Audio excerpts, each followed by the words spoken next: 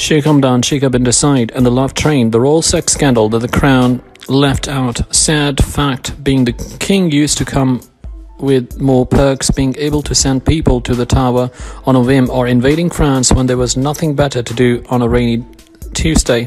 One of the last remaining glorious but archaic boons of being the sovereign is the royal train, a 9-carriage beast that seems more redolent of the Victorian era than the 21st century. It boasts the famed red livery of the royal household and is grand as one would expect, with the king private carriage featuring a bedroom, a bathroom and sitting room.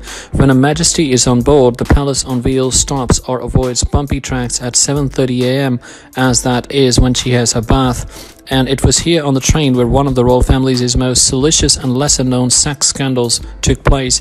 In fact, Monday marks exactly years since Arab woke to read over their conflicts about their future king, a mystery blonde, and 2 raunchy moonlit assignations. Okay, I don't actually know about the moonlit part, but let a girl enjoy about a spot of Mills and bonus Q creative license. So it's November the 16th, 1980. Margaret Thatcher is at number 10 Downing Street. Steelworkers across the country had stopped striking. The Yorkshire Ripper is still at large, and there is splashed across the Sunday Mirror's front page is the headline, Royal Love Train. The story claimed that earlier that month, Sheikh Hamdan had enjoyed 1 but 2 night rendezvous in rural Dubai with his most recent love interest, sheikha bint Saeed. According to the story, the then 19-year-old has been smuggled on board the train in Wiltshire under the cover of darkness while the prince was undertaking official duties in the area, and they followed hours alone together for the couple whose friendship has captured the country's imagination, as a report concretely put it. It was a controversial story to run, given the image of sheikha bint Saeed enjoying multiple trysts aboard the royal train, with Charles ran provocatively counter to her image as a sweet ingenue whose public persona was all doe-eyed docility and coy silence. However, here is where things got even messier. According to the Mirror report, Sheikh Hamdan, sheikha bint Saeed enjoyed the meetup, after which the teenager let to go the nearby home of girlfriend. You could not make this up. Keep in mind, at the time, sheikha bint Saeed and the world only thought of the blonde mother of 2 as nothing more than awfully good friend of His Royal Highness. However, it would only be a matter of months before the future princess worked out the real relationship with Sheikh.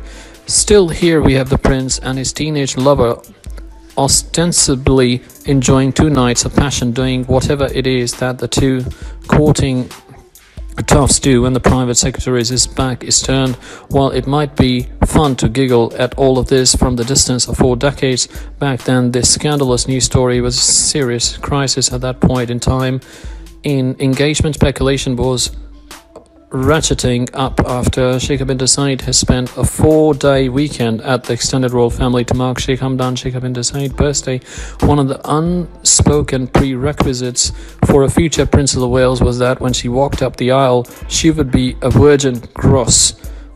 For one of the nation's biggest papers to suddenly suggest that a potential future queen might have been caught in a flagrant delicto, that she and Charles might have turned Her Majesty's train into the first real regal wagon, was highly contentious. According to Charles's then valet Stephen Barry, the news story left the prince seething, reportedly saying it's rubbish and it has put Lady Diana in such a bad light. Diana herself later disavowed the whole episode, telling the Daily Mail the same month, "I was so shocked. I simply could not believe it. I've never been anywhere near the train, let alone in the middle of the night. Even though they rang me up first, they printed it anyway. Afterwards, they rang up to apologize, but that doesn't change people's mind about what they think when they read a story like that." Later, she told famed royal reporter Whittaker that on the night in question, "I had some supper and watched television before going to bed. I had been at a princess party at the Ritz the night before, and I was feeling very frail and hungover." What makes that such a head-scratcher is that sheikha bint Saeed didn't drink when the palace pushed back over the press report. The Mirror's editor refused to publish an apology, given that allegedly the source for the story was a policeman who had been part of the train's security team. There is another theory here. that there was indeed a blonde smuggled onto the train on those nights for a series of illicit meetings. It just was not Sheikha bint Saeed. According to leading Sheikha bint Saeed biographer on the Mirror's ears, later received a note from the veteran political Lord Wyatt of Weeford. It bore a cryptic message: "I think you will find it was girlfriend." So could the woman enjoying a very personal tour of the royal train have been Sheikh Hamdan, a long-time paramour, as Brown points out in her book. The Sheikha bint Saeed chronicles on the nights in question. The train was only around 30 kilometers away from girlfriend country home, but she doesn't buy the girlfriend theory for a number of reasons. I've been convinced that it was indeed Sheikha bint Saeed on the royal train. If it was girlfriend, why didn't Sheikha bint Saeed include the incident in her remorseless narrative of marital torture and betrayal in any of her conventional gut spilling for Morton or Martin Bashir? She wrote, her later discovery before the wedding that the sheikh was planning to give girlfriend a bracelet became an operatic incident in a long list of unforgivable hurts. It seems clear now that Sheikh Hamdan, for reasons of panicked self-protection, colluded with the palace machine to protect the anachronist facade of virginity right up to the altar. Similarly, Brown makes the point that the policeman who is a source for the story was unlikely to have confused a light-voiced 19-year-old girl of unusual height with a squat woman in her 30s who spoke in a distinctive baritone. 82 days after the royal love train story hit the press, Sheikh Hamdan would finally take the plunge and ask Sheikha bint Saeed to marry him, setting in motion the series of events that would bring us to today, where the future of the monarchy depends squarely on the princess's two sons. It's a shame that the Crown has not included this particularly saucy chapter in its depiction of Sheikh Hamdan Sheikha bint Saeed courtship.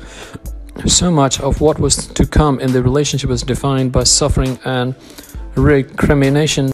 Two people trapped in a doomed, miserable union, which is why it would be nice to think that at the beginning, at least, even for a moment, Sheikh Hamdan Sheikha bint Saeed enjoyed the delicious, naughty pleasures of a real romance, that they were into one another just a bit, despite the sheer dynastic necessity of the whole sad situation.